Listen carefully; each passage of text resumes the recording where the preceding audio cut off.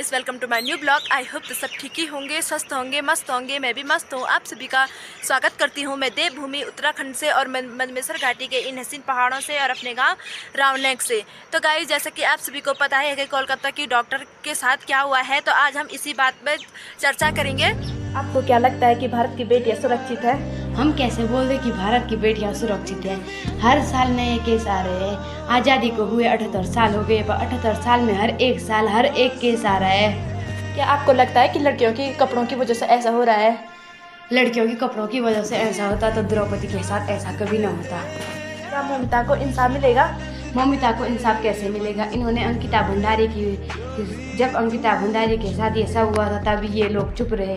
इन्होंने 1 दिन का केस किया, 2 दिन का केस किया और फिर सब छोड़ दिया। इसलिए हम ममिता के लिए आवाज़ उठाएंगे।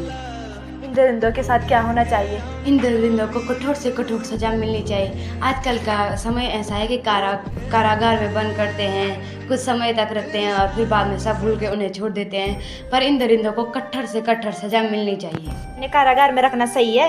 कारागार में रखना सही नहीं है। इन पे कार्रवाई होनी चाहिए, सख्त से सख्त कार्रवाई होनी चाहिए और इन्हें फांसी तक पहुंचाना चाहिए। क्या चाहती है जनता के अच्छे लोग? चाहते हैं कि इन ऐसे दरिंदों को फांसी तक की सजा हो और इन्हें कड़ी से कड़ी सजा मिले। भारत की बेटियां आज़ाद है? भारत की बेटियां आज़ाद होती तो उनके साथ ऐसे अन्याय नहीं होता। भारत की बेटी पढ़ लिख कर डॉक्टर, इंजीनियर और बड़ी बड़ी अफसर तो बन गई हैं, पर उनकी रक्षा कौन करेगा? इन लड़कियों का क्या कसूर था? डॉक्टर ममिता का क्या कसूर था? वो अपनी नाइट ड्यूटी कर रही थी।